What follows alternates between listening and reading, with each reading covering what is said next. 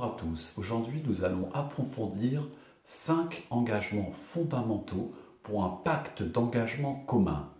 Le premier point, c'est un état d'urgence économique et social pour la majorité de la population. Nous devrons revenir sur toutes les contre-réformes libérales sur les 30 dernières années. Et en même temps, bien entendu, faire voter et enclencher des mesures indispensables d'urgence pour la majorité de la population. Par exemple, pensons à l'interdiction des licenciements abusifs, pensons aux 32 heures, à une scolarité pour tous jusqu'à 18 ans. Toutes ces mesures doivent être prises très rapidement dès le début du quinquennat. Nous avons connu, nous vivons encore, nous subissons l'état d'urgence sécuritaire. L'urgence, la priorité ne va pas à cette pseudo-sécurité qui n'en est pas une. L'urgence est économique et sociale. La deuxième grande mesure, c'est une nouvelle constitution. La Ve République est arrivée au bout. Elle est complètement usée. Elle est vieillotte, elle est inadaptée à notre temps. Il faut donc passer à une 6e République via un référendum. Une 6e République qui contiendra des objectifs précis qu'il faut annoncer aujourd'hui, pas dans 2 ans, dans une possible constituante élue on ne sait pas comment, composée de on ne sait pas qui. Aujourd'hui, le débat démocratique doit avoir lieu et par exemple, le poste de président de la République doit être supprimé.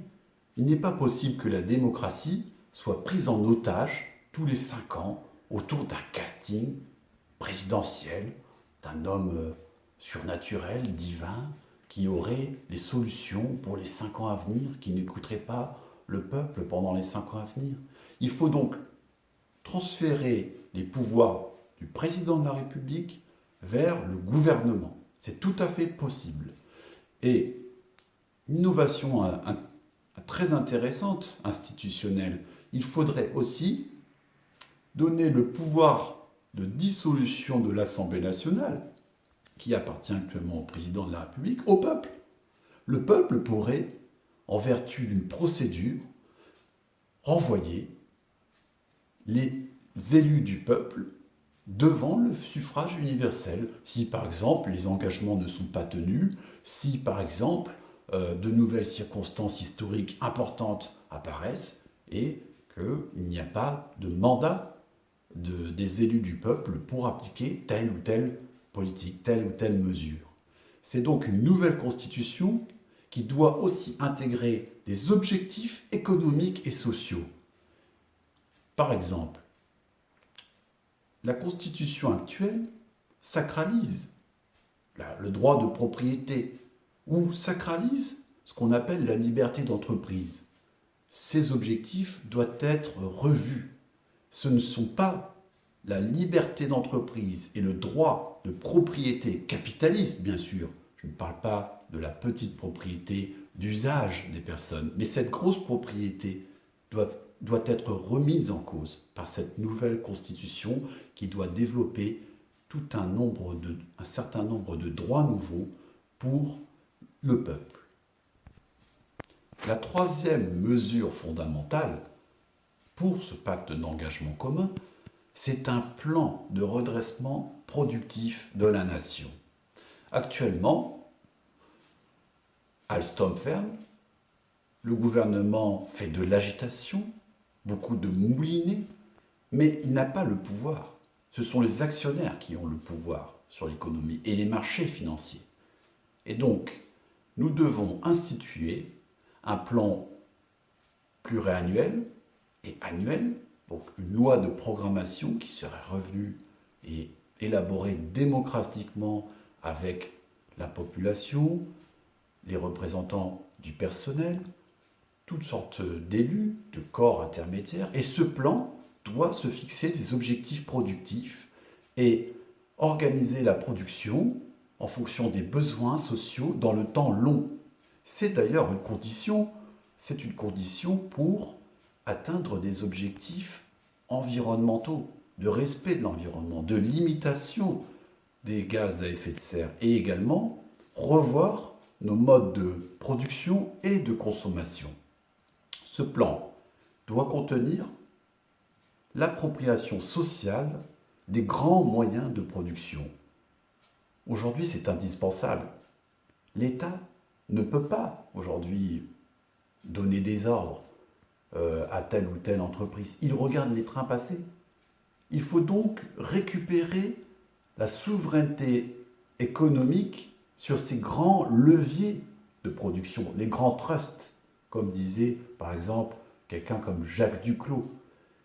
C'est fondamental. Sans ça, toutes les autres mesures dont nous avons parlé, par exemple les 32 heures, seront illusoires. Il faut absolument reprendre le contrôle et de manière démocratique, gérer ces grands groupes de manière démocratisée, au bénéfice de toute la population.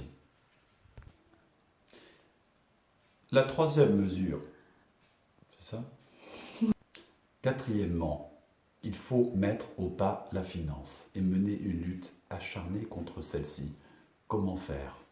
Je pense qu'une première mesure, une sous-mesure, est donc la fin de la liberté de circulation des capitaux. Il ne sera plus possible de voir les capitaux partir en fonction des opportunités, bien sûr, leur profit dans tel ou tel coin. Il faudra donc récupérer la pleine maîtrise de ces mouvements de capitaux. Il faudra aussi prendre une mesure d'interdiction des dividendes. Les dividendes, ce sont l'argent qui est distribué aux actionnaires qui possèdent les entreprises. Cet argent, en général, est distribué au cours d'assemblées générales, qui sont en général annuelles, et pendant 5 ans, pendant toute la durée du mandat, du quinquennat, nous pouvons interdire, faire un moratoire sur tout dividende. Ensuite, j'en ai déjà parlé, je l'ai détaillé, l'annulation de la dette publique. C'est indispensable. Cette dette, aujourd'hui, enrichit les rentiers. Il faudra revenir dessus. J'ai parlé aussi tout à l'heure de la nationalisation des grands trusts. J'en parlerai bien naturellement de la nationalisation spécifique des banques en France. Et par ailleurs, il faut également réfléchir à une mesure de dépérissement de la bourse. Aujourd'hui, la bourse ne finance pas l'économie. Ce sont les entreprises qui financent la bourse. Les actionnaires viennent dépouiller littéralement les entreprises, les forces productives à travers le système de la bourse. Il faudra donc réfléchir à faire dépérir cette bourse, peut-être pas la première année, mais la limiter drastiquement et limiter son pouvoir de nuisance. Cinquième et dernier point du pacte d'engagement commun que je propose. Il faut se saisir de la question de l'Union européenne. Les peuples doivent être consultés, et notamment le peuple français, immédiatement après l'élection. Par référendum, le peuple français doit se prononcer sur son avenir. Et son avenir, nous le savons, est lié à celui de nos voisins, des peuples autour de nous. Nous devons enfin nous prononcer sur les différents traités européens qui conditionnent pour une très très large partie l'avenir de la France et la politique qui est menée. Actuellement, il n'y a pas de souveraineté. La démocratie est coincée par des oligarques, des bureaucrates qui décident. Cela n'est plus possible. Il faut reconstruire un modèle de coopération qui prenne en compte les avantages des peuples. Il faut que les gains soient mutuels. Il faut de nouveaux traités. Il n'est pas question de nous refermer uniquement sur notre nation. Nous pouvons coopérer dans certains domaines précis, voire des domaines très larges, avec différents pays, mais en remettant tout à plat, absolument tout. Il faut donc une union des nations et des peuples souverains, libres et associés. Cette union des peuples, bien sûr, aura comme objectif fondamental la paix et le maintien de la paix. Et la France devra sortir de l'OTAN, le traité de l'Atlantique Nord. La France, au bout de 5 ans, devra se débarrasser de l'intégralité de ses arsenaux nucléaires. La France pourra aussi et devra, je propose, la création d'une défense citoyenne, une stricte défense citoyenne, et non pas une France qui viendrait faire le gendarme dans tous les continents du monde. Cette nouvelle France promouvra un ordre économique, social, de paix et de coopération dans le monde entier. Et son instrument, l'instrument des peuples au fond, c'est l'ONU. L'ONU qui doit être au centre du jeu et de la future construction mondiale. L'ONU notamment appartient au peuple, mais son organisation peut être améliorée. Il faut certainement refondre l'ONU en donnant le maximum de pouvoir aux États qui représentent dans une mesure les peuples et au détriment, par exemple, du Conseil de sécurité qui est une simple émanation un peu trop restreinte de la volonté des peuples.